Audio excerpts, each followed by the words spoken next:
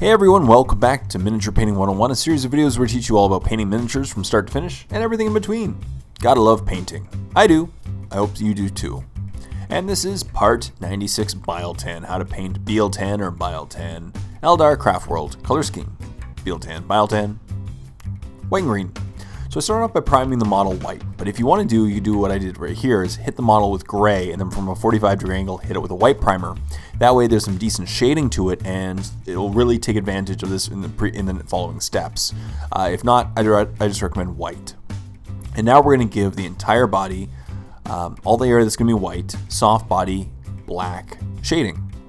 The reason why I went with soft body black as opposed to non-oil is soft body black, as the name suggests, is very soft and it'll get in the recesses and get really black, but you can easily take a dry brush after you've applied it into the recesses and easily remove a lot of the effect on the raised areas as you're seeing now.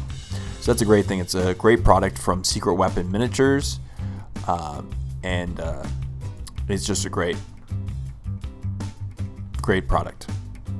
And yeah, so I'm going to apply it sparingly over the entire model, everywhere but the helmet, because that's going to be green later, because it's Biel-Tan or Biel-Tan. And that's about it for this step. As I said, the great thing is about hitting it with a gray primer and then from a 45-degree angle applying a white primer is that, especially with this step and the next one, the shadowing will really be obvious, and it's a great way of saving yourself some time and producing some great shading on the model with very little effort. It's great when you're doing light colors such as, this white that we're creating now.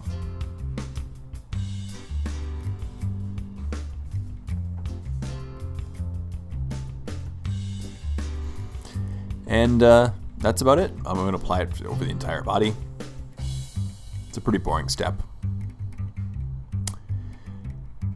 And now we're going to take white scar and we're going to thin it down slightly with some matte acrylic medium, and just thin it down slightly, and then apply 2 nice thin coats over the miniature. You can actually do as many coats as you want, and with each coat the white will get brighter and brighter and truer and truer.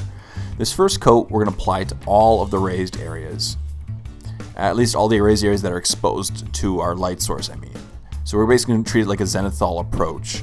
We're going to hit, look at light source, all the areas of the body the light source is hitting, and let's highlight those up. And it's great with this armor. I love the Eldar armor because it is a great dictation of what you should highlight. It has so much detail in it and musculature, and you can just kind of use the musculature to tell you what to highlight up, as well as the light source. And as I said, we're going to do 2 thin coats. The reason why 2 thin coats as opposed to 1 thick coat is white is one of those chalky, clumpy colors. If you go with a solid coat, it sometimes will come out chalky or clumpy or too thick. So 2 thin coats will be great. And plus, the eye is kind of deceptive. That there's a lot of colors that you can blend up, and it'll still be interpreted as white in the end. I know it's going to be actually it's almost going to be a very, very, very light gray, but the eyes will still interpret it as white because that is your highlight color, and it's a cool way of deceiving the eye. So as I said, right now we're focusing on the raised areas that our light source is hitting. We're leaving the areas between the legs and underneath the arms and some parts of the body. We're going to leave it just shaded and build up the white scars. And then that's one done. And then we'll do one more light coat, as I said, of white scar. It's great to use a wet palette because then you can just thin it down once and use it throughout your painting process without having to worry about it drying out. And for this step, we're going to highlight the areas that our light source is hitting once again, but we're going to go a little bit closer to the light source than we did the previous step. So as you see here, I'm doing the bottom part of the pecs, the top part of the abs, top parts of the legs and knees, top parts of the arms, shoulder pads, etc. Just basically what areas my light source is hitting. It's just an easy way of building up a gradient, as you can see here on the legs. I'm not going as far down as I did the previous step. That way it has a nice gradient of the dark, almost like the grayish areas that are going to be shadowed, and the raised areas which are going to be a truer white. And that's essentially white in a nutshell. You can just layer as many times as you want. The more times you do it, the cleaner it will look. And I always recommend thinning down your whites because they go on chalky and clumpy.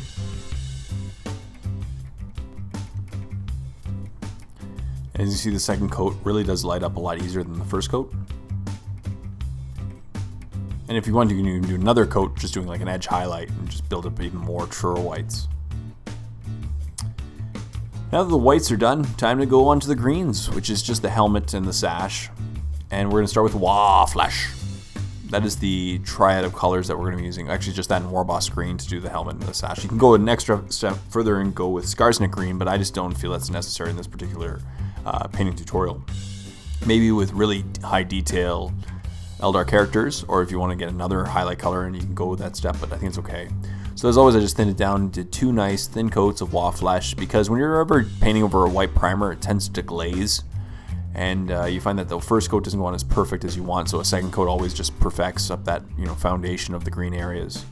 So as you can see here, I'm just painting the outside of the helmet, making sure not to get any in the white area, and then I'm going to paint his sash along his belt as well with the WAAAGH Flash, which is a dark olive green. It's usually the orc skin tone, but it's also perfect for the Biel-Tan or Biel-Tan color scheme as well. So now we're just going to paint up the belt. And get a nice solid coat of WAAAGH Flash over the belt.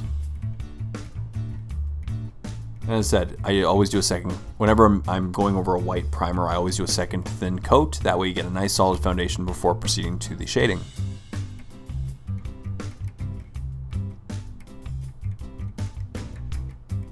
So right now I'm just doing that second coat. As you can see, the first coat goes on nice, but there's still some areas that it's a little thin. So the second coat really perfects it.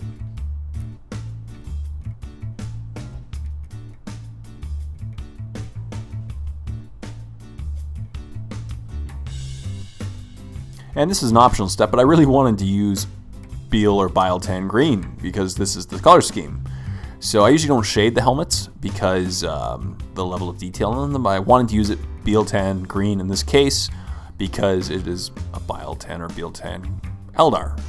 So it's an optional step. But I recommend if you want to get a little more shading, a little more darker of a color for your color scheme.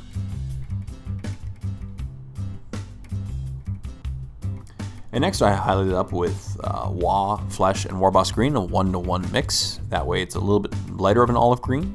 And I just focused on, once again, all the areas that my light source was hitting, so the top of the head and the raised areas of his belt, as well as the jawline of his helmet.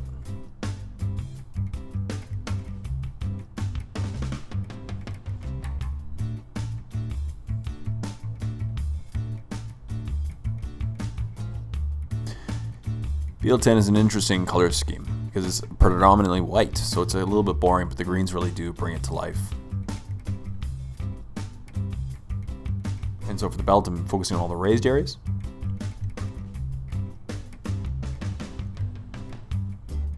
And then finally, I'm taking WARBOSS green and just doing an edge highlight around the face and along the just very details of the belt that I want to pop. I'll of course thin it down so it appears bright now, but it will blend quite nicely in when it dries.